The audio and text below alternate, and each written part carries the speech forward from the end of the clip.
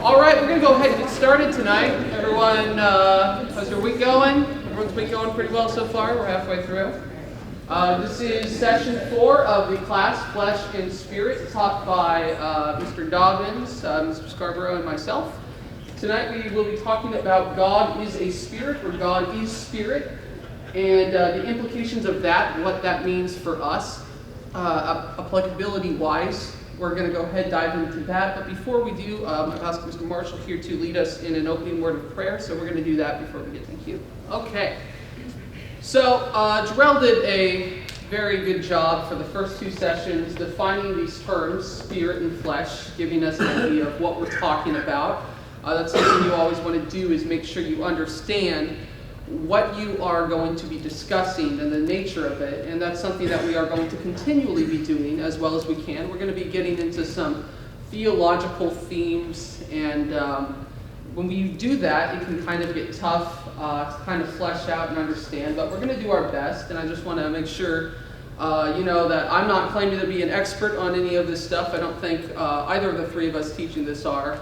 But we are doing our best looking at the text and presenting it as we see fit, or as we see to the best of our understanding. So then on Sunday, Randy did a deeper look, a deeper understanding of spirits and flesh.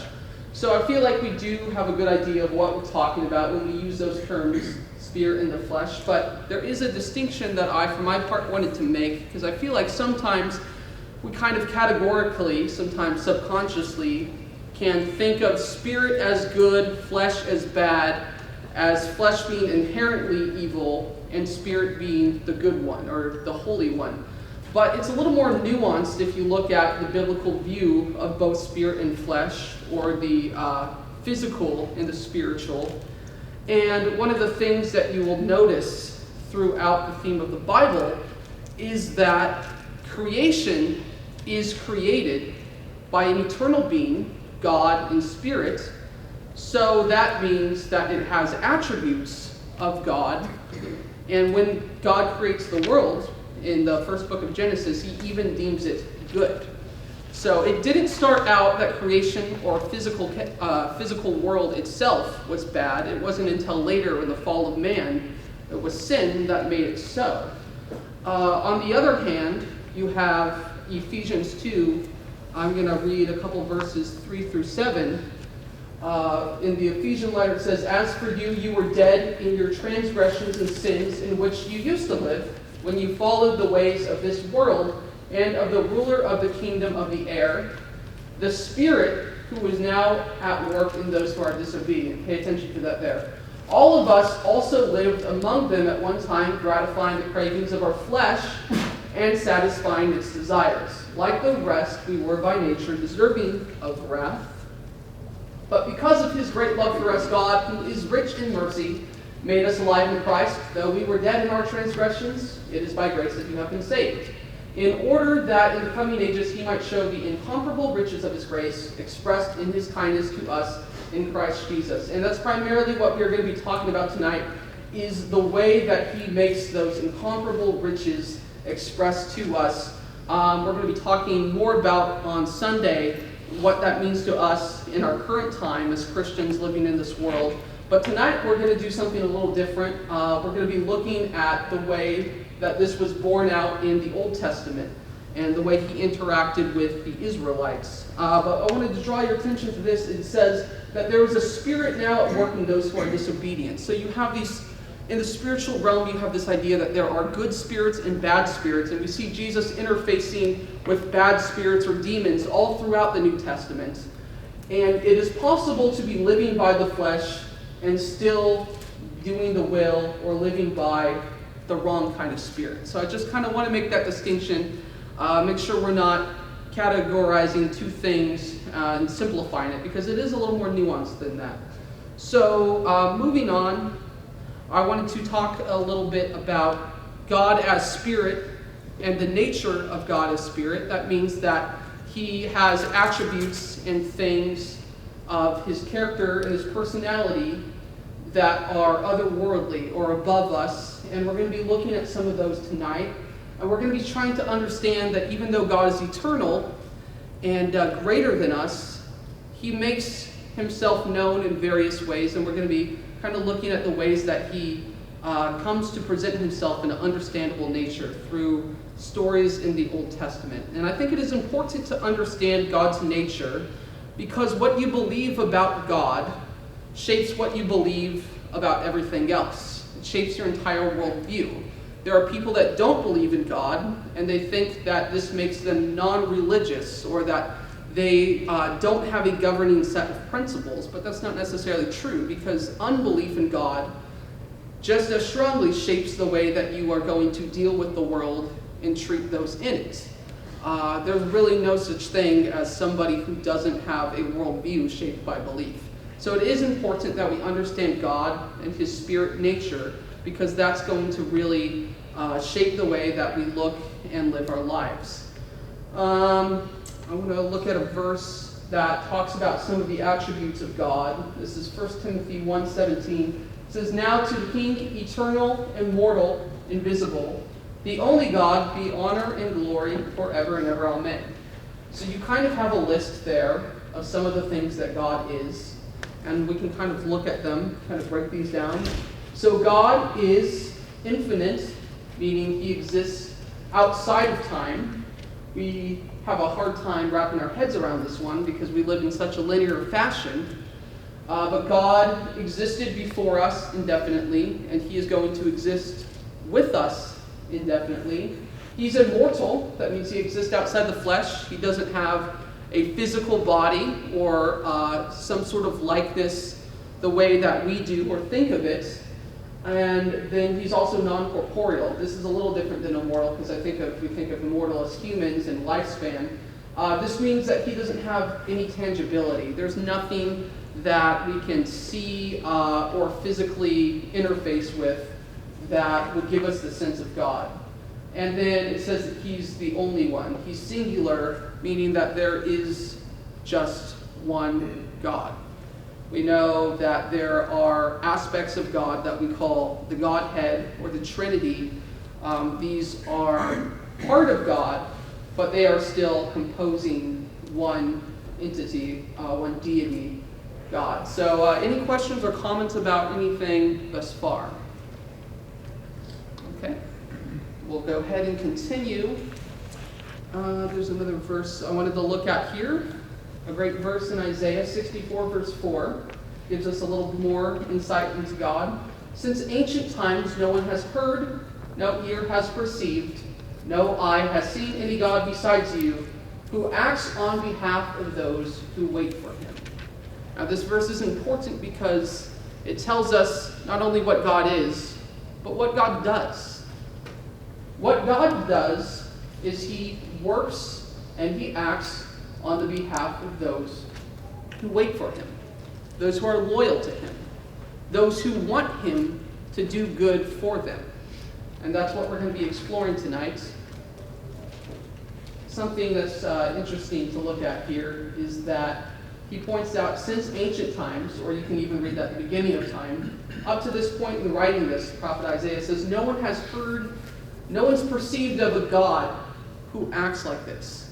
God was very, very different, the God of Israel, Judaism, than any of the other gods in other cultures. Ancient cultures back then, you had Mesopotamia, then Egypt, later Babylon. What are some of the differences between the religions and the worship practices of these civilizations as opposed to Israel? What were some of the key differences? What would look different? Monotheism. That was probably the biggest one, right? Monotheism, the belief in one God, just like we talked about. These other civilizations and cultures were polytheistic. They believed in several gods, and they separated those out in various ways, and they attributed different aspects of nature and things of that to individual gods. And they would make images, a lot of times, in the shape of animals or things that we would recognize, and they would worship those. And they would, instead of worshiping one supreme God, they would instead worship images of various, countless other deities. And we see later that God takes issue with that. Great issue with that is that he issues a command to the Israelites not to have any graven images and that they're to have no other gods before him. Why do you think that would be the case? Not necessarily worshiping other gods, but why wouldn't God want an image of him worshipped? Any thoughts? He's not an image, he's just a spirit. Yeah, he has a spiritual nature. He's not supposed to be made into an image, into something recognizable that we can worship in that way. Let me ask you this. When you think of God, what animals or representations in nature come to mind? Just top of your head. If I say God or Jesus, what are some animals you might think of? Lion. Lion, okay. Why necessarily a lion? It's the imagery we get from Lion of the tribe of Judah. Okay, Lion of Judah, very good. Anything else? Specifically Jesus, there's one I'm thinking of. Lamb. Lamb, okay. So, lion, lamb, dove, there we go. That one's associated more with the Holy Spirit.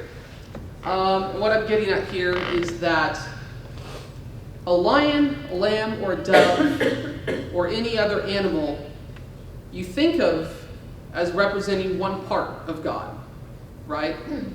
The lion represents his, strength, his ferocity, his bravery, while then a lamb represents the timidity and the peaceful nature. But these are all aspects of one God that is way more than all of these things. So whenever you make an image or try to reduce God to an image, you are reducing him to something that is much, much infinitely less than he actually is. If somebody took a picture of you and you were smiling and they showed this picture to all their friends and said, "Oh, this is my friend Chad," and they see Chad smiling, they might think, well, Chad is a happy guy. But Chad usually seems like a happy guy. But, that's not always the case. Chad has bad days. Chad has times that are hard. Chad is capable of complex emotions, even though we may not have seen all of them. But the idea I'm trying to make is that God has so much more to him than anything that we can get at by making an image of him. That's not his intention. But let me ask you this. Is there an image of God currently that we have here on earth? Are there images of God? Images are man-made. We're created in the image of God. Okay.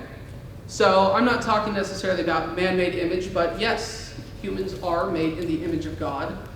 Adam and Eve were made as image bearers of God. And by being fruitful and multiplying, they were multiplying the images of God. That is one of the primary things that we are to do, is to show God to other people through us. So another problem with making images is that not only are we reducing his role, we're reducing ours as well. So, any thoughts or comments on any of that? Okay, we'll go ahead and move on. This is a quote by Paul from the Areopagus where he's teaching in Acts 17:25. He mentions another thing about God. He says, "And he is not served by human hands as if he needed anything. Rather, he himself gives everyone life and breath and everything else." And remember this verse because we're going to talk a little bit about it later towards the end. So God is self-sufficient. He doesn't need anything that he himself cannot provide. This is kind of trippy to think about, wrap your head around, because like I said, we live in a linear sequence. But God is an eternal being. That means he exists outside of time. He existed for eternity without us, just as we will exist in eternity with him. So you have a being who has always been, but created creation, and that he's created people that he wants to have a relationship with, that have a definitive start. And that's kind of confusing, but it says that he is not served by human hands and he doesn't need anything. That means there's a special significance to the creations of humans in particular because he didn't need to have a relationship with us, but he wanted one. He chose to have one, and he chose to create somebody who was capable of serving him and also having the choice to serve him and delighting in that, and also working for the people, working for those who are patient for him. Those other cultures and civilizations we talked about, their views of God were that if there is a God and he is almighty and infinite, then surely we are created to serve him. Surely our role is to serve and serve and serve, as to not upset or anger or displease this ultimate God, or gods plural. And that is how we will achieve peace in our lives, by not angering or upsetting the deities. That's not the way that God works, and that's what Isaiah was saying in that verse, is that God flips it around so that there is work required on our part, but we're not working for God's benefit. We're working to show God that we want him to work on our benefit. So we're going to go ahead and keep looking at the way that is borne out in the Old Testament. There are covenants that God makes with people at various intervals in the Old Testament. Does anyone know how many covenants there are in the Old Testament? Specific? 5. There's 5 covenants that he makes with 5 individuals. We'll put them up on the screen. Here's a rough timeline. You have 2 prehistoric covenants, one he made with Adam and Noah. Then you have the flood that kind of resets everything except for Noah and his family. Then you have what we come to know as the actual human timeline. The first time we're able to kind of trace it back. These aren't exact. Abraham lived somewhere from 2000 to 1800 BC, so I kind of split the difference with a lot of these. Abraham, Moses, David. So we're going to kind of go through and look at how God's relationship changes, or not necessarily changes, it stays pretty consistent, but how God's relationship and the covenants he makes adapt as circumstances on earth and human history goes on. So, of course, the first one we know, Adam, the first man, created. We know that story very well, Genesis 1. We're going to go back to cradle roll for a little bit here. Just a couple seconds, I promise. So, day 1. What's made first? Light, okay. Light, darkness, day or night. Day 2? Okay, there you go. You have the expanses above, the expanse below. And then day 3? Okay. Dry land and sea and vegetation. So what's really interesting here, I do want to note, I don't hear this talked about a lot, but so you have kind of this split here. You have day 1, 2, and 3, where he creates spaces out of the void, right? You have this formless void, and you have nothing but the Spirit of God hovering over. And so he's creating specific spaces here, day 1, day 2, day 3. And then day 4, he kind of doubles back, and he's gonna do something with those spaces. So, like on day 4, you see he goes back to the light and the dark, and he puts in specific sources of them, right? And this is when the sun and the moon are created. Then he kind of gathers the water in the heavens and separates that. So then you see more filling the space, defining the space. And then day 6, that's when you have everything else made. You have the animals. He says, let us make Adam in our image, which is very different than any of the creation that's come before. How did he make everything up until Adam? What did he do? What was the process? What was that? He spoke it, yeah. He said, let there be light, and there was light, and so forth. With Adam, he does something a little bit different.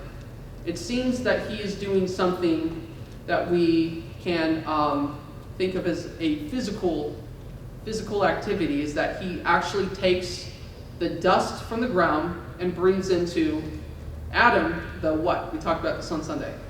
Breath. The breath, or the ruach, yeah, that Hebrew word. The spirit. So he gives Adam a spirit and that makes Adam different than any of the other creation. And you have the Hebrew word tov for good, is that up until this point, he says everything that he's created is good. When Adam is created, it is very good, the Hebrew translation says, or the original text. So there is something special about Adam. There's something better about Adam. He has created a specific type of creature, someone whom he can have a relationship with, someone whom he can pour out his mercy to. And Adam, and then later Eve, are these two individuals which will set the tone for the rest of human history. So, we'll get there in a second. There's another point I wanted to make. So, we can think about the fact that Genesis has this account of heaven and earth being created, and you have certain questions that arise when you're reading this, but also certain questions that don't arise. And I think too often our natural curiosity gets the best of us, and we want to ask questions about Genesis 1 that the text isn't asking us to. I think the most common one is this debate, right, that's gone on for hundreds of years at this point. Are these literal days, as we understand them, as this thousands or millions of years that is created? I really don't think there's any point in discussing that or speculating. I mean, we don't even have our unit of measurement for a 24-hour day. That's not even made till day 4. You got vegetation at day 3 without sunlight. That's made the next day. How does that work? I don't know. The text isn't asking us to be asking those questions. There are some questions that it is asking us to, such as what is the nature of this creation? If you have an eternal being creating something finite, what does that look like? What is this new world, this earth? Is it spiritual? Is it physical? Is it both? What does it look like at this point? Any thoughts? I think if you look at the text, it appears that there is sort of this overlap, right? You have a world that is created, physical, but you have God around it. I can kind of think of it this way, like you think we are, sometimes people say we have souls. I like to think of it more as we are souls. We are souls in a physical body encasement. The world at this point is kind of the opposite, right? It's a physical thing encased in a spiritual reality. God is over it and interacting with it, and Adam and Eve have a very real relationship with God. It says they walked with God. So at this point, there is a relationship happening there, but then sin brings about this schism or this tear. They are thrown out of the garden, and heaven moves away from earth. Not completely, but there is a drastic change here.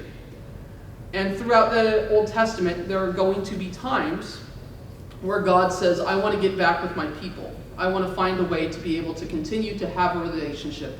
And there's going to be places and instances where heaven and earth move closer together and then farther away from each other. Some instances I'm thinking of in the Old Testament, when something significant happens, there is a visitation by an angel or something like that. This idea of holy ground. A lot of times people will make a, altar. An altar to commemorate the fact that something supernatural happened here, something more than me happened, a very powerful experience I want to commemorate. When I'm thinking about the idea of God dwelling on the earth post-Garden of Eden, what is the main thing we think about? Where, not necessarily a location, but a place where that would be true to the utmost. Where did God dwell most strongly? Tabernacle, yeah. So you have that room in the back of the tabernacle, right, as it's arranged. What was that room called? The Holy of Holies. So holy, in fact, that only one person was allowed to go in there one time a year. And what did you have between that room and the rest of the tabernacle? You had a curtain or a veil. It's kind of this idea that God's coming down and this heaven and earth are touching so close. The only thing between them at this point is this veil. As thick as that veil is, that is the closest that we've gotten to heaven and earth up till or since the Garden of Eden is the way you can kind of think about that. So you have creation here, and then something of note is that at the end of all of these you have there was night and then there was day, the first day, second day, yada yada yada. At the end of day 7, the day that God rests, it doesn't say and there was day and there was night, and there's a seventh day. And I would like to propose that the idea of God resting on the seventh day is perpetual, is that we are still somewhat, you can think of it as in that rest that God took. And it's not a physical rest as we think of it. It's not God folding his hands or lying down somewhere. It's God deciding that he has done the work to set in motion the relationship, and now he is going to begin work in the relationship. So throughout the Old Testament, we're going to see more blessings, more results of God's rest. Here I've listed some of the continued blessings of God's rest.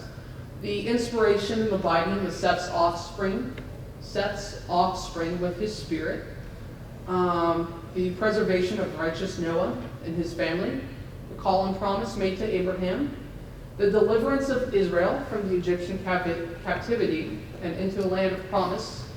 Meeting with his people in worship. That's kind of what we were just talking about. The instituting of a tabernacle, later a temple, a way for God to once again find a way to meet his people, have a relationship with them. And then he later sustains a monarchy for his people. We know that as the three kings of Israel, Saul, David, Solomon. So this idea of God's rest is this idea that he wants to maintain a relationship and bless those through his grace, those who are loyal and those who want to serve him and in turn be served by him. Any comments or questions? Okay. This is a verse, or we're going to look at a couple verses that I think kind of reinforce this idea. The Lord your God is with you, the mighty warrior who saves. He will take great delight in you. In his love he will no longer rebuke you, but will rejoice over you with singing. That's from Zephaniah 3:17. Another beautiful verse in Jeremiah 9:24. But let the one who boast about this, that they have the understanding to know me, that I am the Lord who exercises kindness, justice, and righteousness on earth. For in these I delight, declares the Lord. So we have the things in which the Lord delights. He exercises kindness, but that's not all. Like we've been talking about, there's multiple components to God. There's justice and righteousness as well. To have one, you have to have all of it. You don't get to pick and choose the parts you like best. And that's really an important part of understanding the nature of God. Genesis 15:6, after God appears to Abraham and he gives him what he is to do. Abraham is living in Ur of the Chaldeans, practically Babylon, living at a time where monotheism is all but dead. You have Babylonians, the Mesopotamians, all those cultures. Their gods, lowercase g, are flourishing and thriving. People are worshiping gods like Marduk and Tiamat and things like that all over the place. And God picks Abraham to restore and recover this monotheism of his fathers, Noah and Adam. And he says he's going to make him a great nation, but first he gives him some instructions. He basically gives him one instruction. He says, go to a place that I'm going to tell you about. I'm not going to tell you what it is right now. You don't get all the details. You just need to go. Abraham believed the Lord, and he credited to him, he being God, credits to him as righteousness. So you see this idea of God saying, I'm going to give you something to do. You've got to trust me. You're going to do this for me, but I'm doing something for you. I'm working for you. And this is just a revolutionary idea of God. This is brand new. There isn't anybody except this Israelite Judaism view of God that thinks that God works like this.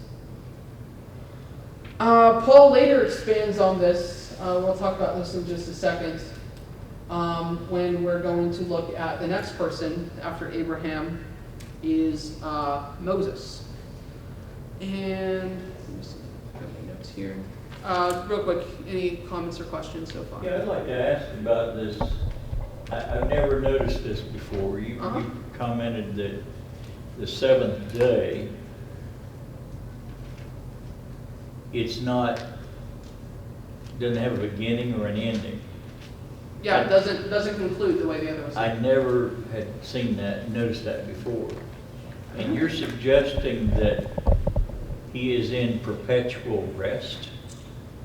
I am suggesting that the idea of rest is not the way that we think of it, but that he is done with the creation and now he is doing what he intended to do after making humans. Is that what he wants to do, what his rest is, God's rest is blessing his people and serving them, and that we get blessings and fruit here on earth serving God, but what is the ultimate reward? What is the ultimate rest? Is going to be with him, right? The Garden of Eden is the closest thing we have in our conception of heaven. That's what we're trying to get back to. So that is more in line with what I'm suggesting. Any other comments or questions? Okay. So Moses is a little bit of an interesting thing because now we have something called the law, right? We have the 10 Commandments. Now we have a list. It's not simply God saying, hey, I need you to trust me, go with me, go with me, go with me. Now we have a bunch of rules and stuff we have to follow. So surely this is different than all the other covenants he made, right? Surely this isn't just, oh, you know, God wants to do stuff for us. This seems like now we got to do a bunch of stuff for God. Paul says that's not the case. Later in Galatians, he says, what I mean is this. The law introduced 430 years later does not set aside the covenant previously established by God and thus do away with the promise. A lot of people were looking at the 10 Commandments as an end to the type of covenants that came before it. But that's not the case at all. This was very much a continuation. And I think the way that this is borne out kind of shows itself or shines through if you look at it in a bit of a historical context. And there's something, a little bit of a detour, but not really, because it is related to what we're talking about right here. But there's a little bit of something that I wanted to show you historically, if you guys are interested in that. Something archaeological. Are you guys interested? Okay. So in the Old Testament, it mentions a group of people called the Hittites. Anyone remember the Hittites? Or at least heard of the Hittites? This was a very powerful people, ancient superpower, but because of the fact that up until about 1887, in and around there, the Old Testament was the only only mention of these people, the Hittites. They were dismissed by scholars and even kind of used by some biblical secular scholars to dismiss the Bible and say, well, if the Hittite people really did exist, there was no way they were as big as Egypt, or there was no way they were as big as Judah. If they existed at all, they were just kind of a fly or a bump on the map. Couldn't really have been as great as the Old Testament says. Well, in the late 1800s, they had this archaeological excavation, and they found all of these things, all of these artifacts and these documents from these ancient Hittite cities. Not only does it turn out that the Hittites were very real, but they were every bit the superpower and the nation that the Old Testament made them out to be. And what's interesting is you found this treaty. It was a peace treaty between the Hittite king and the Egyptian king at the time. And it is the earliest example we have of a peace treaty where two nations are basically acknowledging what we would call mutually assured destruction. The idea that, look, we can go to war and we can keep fighting each other and just kill each other's men until there's nothing left, but that's not going to be good for either of us. So I'll just stick with what I have and you stick with what you have, and we're not going to fight. And they have this peace treaty they looked at and realized, yeah, the Hittites were a big deal. But what they also found were these other treaties. They were called suzerain vassal treaties. And a suzerain was like a supreme ruler or a king who was governing a bunch of other cities. So he's like the big one. And then you have these other representatives or ambassadors who are called vassal kings. And what would happen is as the suzerains would go in and set up these vassal cities, in order to keep them in line or to keep things in the hierarchy, they would make these treaties. And these suzerain vassal treaties of the Hittites all followed a certain format. They all did. It's really interesting. There's a template. We look at them and we see just a bunch of the same. Is you have a preamble, and you have a historical prologue. So the preamble would be, stating the suzerain, who he is, historical prologue, what he's done so far for the people, stipulations imposed on the vassal, here's the do's and don'ts. Then you have like attention to the treaty document, where it's to be displayed, so people can consult it and see it. Witnesses to the treaty, and then sanctions. So you have like these blessings and curses, all right? So I'm the suzerain, I'm setting you up as the vassal city. All you have to do is obey me, follow these rules. If you do, you get the blessings of me ruling over you. If you don't, you get the curses. Does this structure here remind you of anything, especially in regards to Moses? Does this look familiar? Anything come to mind? Moses goes on the mountain and gets 10 Commandments. Kind of like a path for this kind of to launch Sunday. Our class title with God is in the have the temple now, then the temple with his people. What is the modern day temple? Where is the temple now? The church? We are. We are. No longer dwells in a temple made inside of us. The ways that he communed Testament and how man over the course of Israel's history these covenants with. Take a look at the way that Testament and how we got to the point inside of us. So that's all last time. Questions? I appreciate you all coming up.